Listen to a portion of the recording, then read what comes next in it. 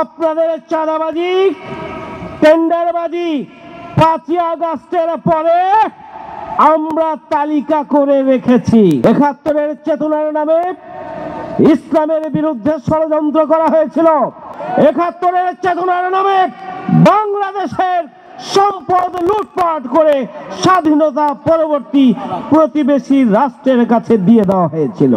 আওয়ামী লীগের হাতেই বাংলাদেশের এই স্বাধীন রাষ্ট্রের যে মূল শক্তি, সার্বভৌম শক্তি, সেটি প্রতিবেশী রাষ্ট্রের হাতে বর্গা দেওয়া হয়েছিল। সংগ্রামী ভাইয়ের আমার, দীর্ঘ ৫৩ বছরের জুলুম, নিপীড়ন, নির্যাতনের মধ্যে দেশের জনগণ বসবাস করেছে। ওই ৭১-এর চেতনার নামে বাংলাদেশকে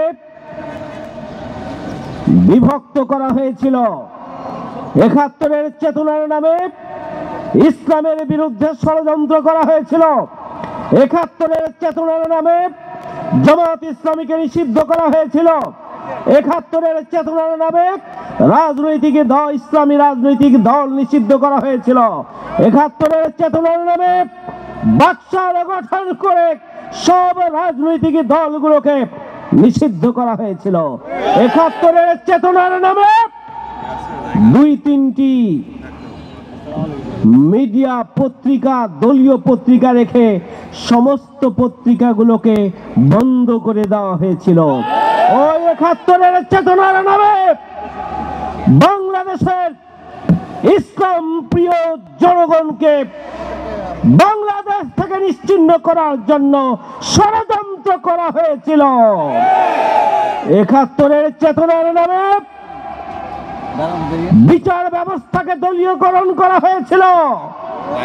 আইন শৃঙ্খলা বাহিনীকে দলীয় বাহিনীতে পরিণত করা হয়েছিল।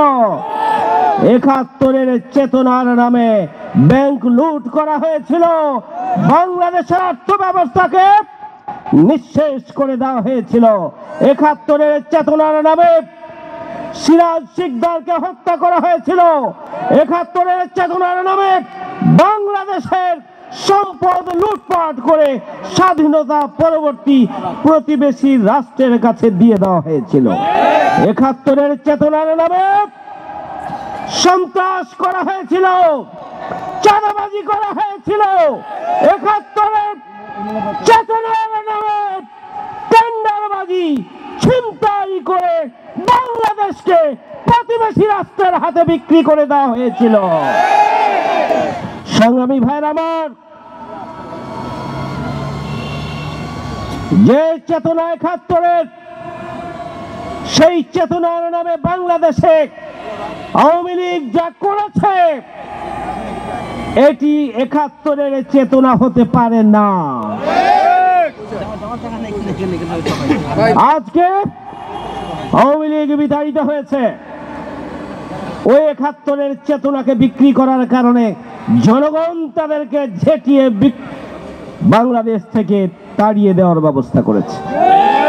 আবারও ৭১-এর চেতনাকে বিক্রি করার জন্য আরেকটি রাজনৈতিক দল নতুন করে তাদের বক্তব্য এবং স্টেটমেন্ট দিচ্ছেন।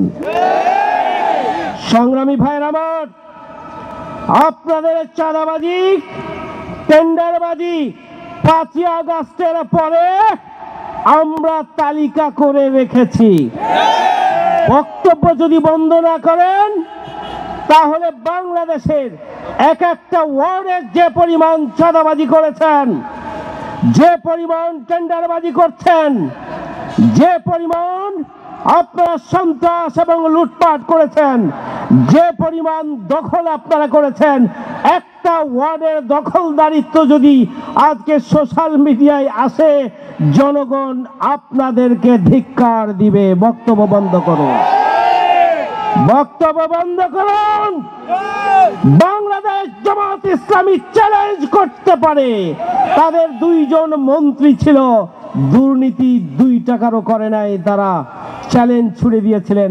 এই চ্যালেঞ্জের জবাব কেউ দিতে পারে না। ইসলামী ছাত্র শিবির রগ কাটা তো দূরের কথা, ইসলামী ছাত্র শিবির কারো উপরে আগে হামলা করেছে এমন কোন ঘটনা যদি কেউ দেখাতে পারে, তাহলে মাওলানা মতিউর রহমান নিজামী চ্যালেঞ্জ করে সংসদে বলেছিলেন, যদি এই ধরনের কোন উদাহরণ কেউ পেশ করতে পারে তাহলে আমি শুধুমাত্র সংসদ থেকে পদত্যাগ করব তা নয়, রাজনীতি ছেড়ে দিয়ে জনগণের কাতারে চলে যাব। কিন্তু এই চ্যালেঞ্জ কেউ গ্রহণ করতে পারেননি। সংগ্রামী ভাইয়ের আমার, সুতরাং দুর্নীতি লুটপাটের মধ্যে আকণ্ঠ নিমজ্জিত যারা, প্রতিটি মুহূর্ত যাদের সামগ্রিক কার্যক্রম হচ্ছে লুটপাট, ছিনতাই, চাঁদাবাজি, সন্ত্রাস এবং দুর্নীতির মধ্যে যারা ডুবে আছে, জামাত ইসলামের বিরুদ্ধে তাদের বক্তব্য মানায় না। এটা একটা জাতির সাথে উপহাস ছাড়া আর কিছুই নয়। আপনাদের অনুরোধ করব, আপনারা যে বক্তব্যগুলো দেন এরপরে দেশ এবং জাতির ইয়াং জেনারেশন আপনাদের সোশ্যাল মিডিয়ায় কিভাবে সমাদর করেন সেগুলো আপনারা একটু কমেন্টসে গিয়ে দেখেন, তাহলেই আপনাদের বক্তব্য বিবৃতি বন্ধ হয়ে যাবে। সংগ্রামী ভাইয়ের আমার, আমাদের ছাত্র সমাজ বুকের তাজা রক্ত দিয়ে বৈষম্য মুক্ত বাংলাদেশ গড়তে চেয়েছিল। তাদের স্লোগান ছিল উই ওয়ান্ট জাস্টিস, আমরা ন্যায় বিচার চাই, ন্যায় বিচারের বাংলাদেশ, বৈষম্য মুক্ত বাংলাদেশ আমাদের বর্তমান প্রজন্মের স্বপ্ন। সেই স্বপ্ন বাস্তবায়নে যারা চাঁদাবাজ, যারা দুর্নীতিবাজ, যারা সন্ত্রাসী, যারা টেন্ডারবাজি করেন, তাদের আগামী দিনে খাওয়া নাই। এটা উপলব্ধি করেই আপনাদের মাথা এখন ঠিক নাই। দীর্ঘ 17.5 বছরে সবচাইতে বেশি মজলুম যে দলের নাম, তার নাম হচ্ছে বাংলাদেশ জামাত ইসলাম। আমাদের 11 জন শীর্ষ নেতাকে হত্যা করা হয়েছে। আমাদের এটিএম আজহারুল ইসলাম জামাত ইসলামের শীর্ষ নেতা 14.5 বছর জুড়ে কারাগারে রয়েছে, এখন পর্যন্ত তিনি মুক্তি পান নাই। আজকের এই সমাবেশ থেকে এটিএম আজহারুল ইসলাম জামাত ইসলামীর সাবেক ভারপ্রাপ্ত সেক্রেটারি জেনারেলের অবিলম্বে মুক্তির দাবি করছি, না হলে আমরা দুর্বার গণ আন্দোলন গড়ে তুলব।